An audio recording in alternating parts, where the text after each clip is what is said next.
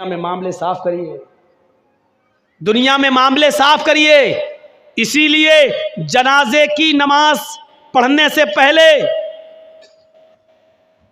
पढ़ाने से पहले ये पूछ लेना चाहिए कि जिस आदमी का जनाजा मैं पढ़ाने जा रहा हूं उस मरने वाले पर किसी का कोई हक तो नहीं है। कौन पूछता है?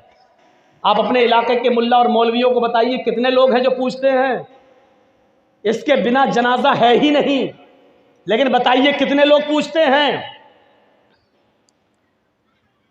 कितनी बस्तियों में मैं जाता हूं, जनाजा सामने खड़ा, पढ़ा दिया, अल्लाह अकबर, हो गई नमाज, पढ़ा दी गई, उठाया जनाजा, चला गया।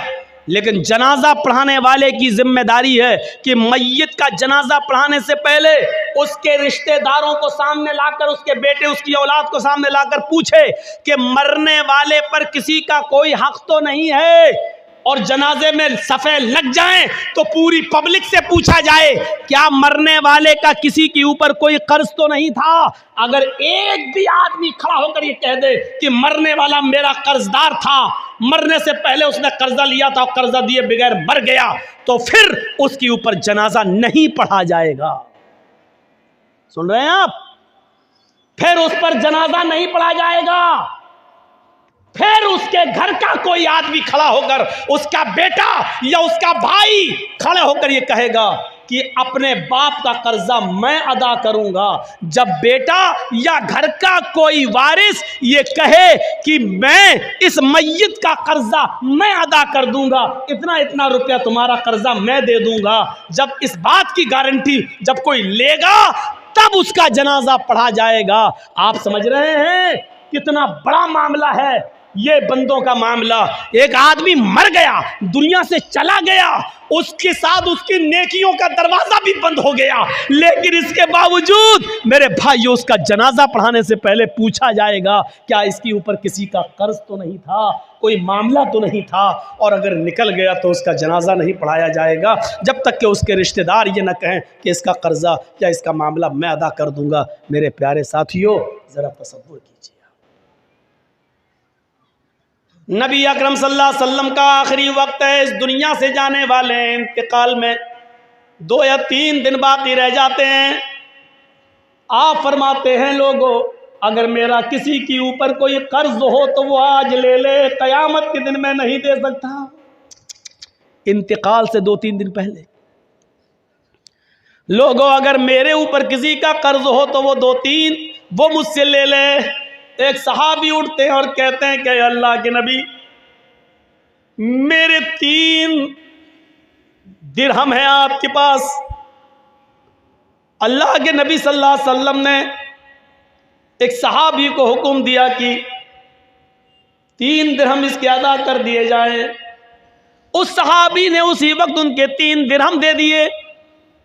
आपने फरमाया लोगों जब मेरी रूह कब्ज़ उनसुरी से परवाज हो जाए, जब मेरा इंतकाल हो जाए तो मेरी नमाज जनाजा से पहले पूछ लेना किसी का कोई कर्ज तो नहीं है, किसी का कोई कर्ज तो नहीं है। अगर कोई मिलता है तो उसका कर्ज अदा कर दिया जाए, उसके बाद मेरा जनाजा पढ़ाया जाए और फिर मुझे कब्रिस्तान में दफन कर दिया जाए। मुझे गौर कीजिए मेरे भाइयों, ये वो हस्ती कह रही है जिसके लिए हम मकाम महमूद की दुआ करते हैं हर नमाज के, हर अज़ान के बाद। और इसका हाल ये हुआ कि अल्लाह के नबी सल्लल्लाहु अलैहि वसल्लम का जब इंतकाल हुआ तो पूछा गया कोई कर्ज तो नहीं था। जवाब कहीं से नहीं मिला। सबसे पहले अबू बकर सिद्दीक ने आपकी नमाज जनाजा पढ़ी, फिर उमर फारूक ने नमाज जनाजा पढ़ी, फिर उस्मान गनी ने नमाज जनाजा पढ़ी, फिर हज़रत अली ने पढ़ी। मसला याद रखना, अल्लाह के रसूल की नमाज जनाजा जमात के साथ नहीं हुई, अल्लाह के नबी की नमाज जनाजा किसी ने नहीं पढ़ाई। हुजरे में थे, एक एक करके लोग आते गए, पढ़ते गए। पहले अबू बकर सिद्दीक ने पढ़ी, फिर उमर फारूक ने पढ़ी, फिर उस्मान गनी ने पढ़ी, फिर हज़रत अली ने पढ़ी, फिर एक एक साहबा बाद में आते गए, पढ़ते गए, एक एक करके पढ़ते जाते, निकलते जाते। यहाँ तक कि बाद में औरतों ने भी नमाज जनाजा पढ़ी और सबसे लास्ट में बच्चों ने नमाज जनाजा पढ़ी। इसी को पढ़ते पढ़ते और लोग देखने आते थे। अल्लाह के नबी सल्लल्लाहु अलैहि वसल्लम को तकरीबन आज के मौजूदा टाइम के लिहाज से 32 आवर्स इंतकाल के बाद 32 घंटे तक आपको दफनाया नहीं जा सका। 32 घंटे तक आपको दफनाया नहीं जा सका। और उसके बाद जब आपको दफना दिया गया, मिट्टी आपकी हो जाती है, तो हजरत अबू बकर सिद्दीक जब तक खलीफा रहे ऐलान करते रहे, लोगों अगर नबी अकरम सल्लल्लाहु अलैहि वसल्लम का कर्ज किसी के ऊपर हो तो वो मुझसे ले ले। लेकिन अबू बकर सिद्दीक 2 साल तक खलीफा रहे, 2 साल तक बराबर ऐलान किया, लेकिन कोई नहीं आया। फिर हजरत उमर फारूक का जमाना आया। हजरत उमर फारूक के पूरे 10 साल तक ऐलान होता रहा, अगर नबी अकरम का कर्ज किसी के ऊपर हो, अगर किसी ने नबी को कर्ज दिया हो और उसका कर्ज बाकी हो तो वो उमर से आकर ले ले। हजरत उमर फारूक के 10 साल की खिलाफत में भी कोई कर्जा लेने नहीं आया।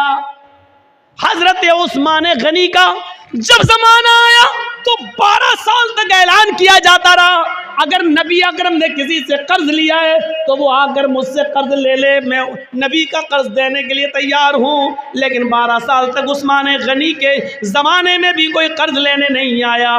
ज़रा अंदाज़ा लगाइए कि कर्जे का मामला कितना भयानक होता है।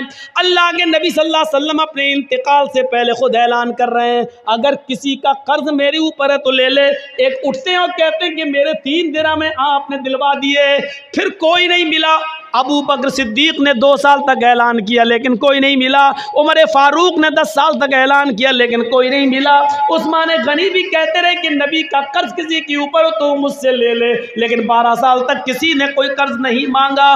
गौर करो कि कर्ज का मामला कितना भयानक होता है, क्योंकि कर्जदार आदमी की रूह लटकती रहती है ज़मीन व आसमान के बीच में। मेरे प्यारे साथियों, जब तक उसका कर्जा अदा न कर दिया जाए, मेरे भाइयों, ये मामला बड़ा अजीबो गरीब रहता है। आइए इस मामले को समझने की कोशिश कीजिए। हुकूकुल्लाह, अल्लाह माफ़ कर सकता अपना हक, लेकिन बंदे का हक माफ़ नहीं करेगा। अगर किसी ने किसी से कर्ज लिया है तो पहली फुर्सत में कर्ज अदा कर दे, पहली फुर्सत में कर्ज अदा कर दे, क्योंकि नमाजें बेकार हो जाती हैं, रोज़े बेकार हो जाते हैं, हज बेकार हो जाता है। हज